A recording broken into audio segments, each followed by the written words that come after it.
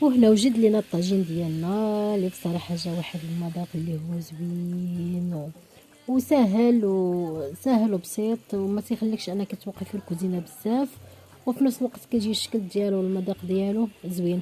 نتمنى هذا الفيديو يعجبكم، ما تنساونيش بلايك كومونتير واشتراك. خليت لكم الراحه والى الفيديو الماجي ان شاء الله. السلام عليكم.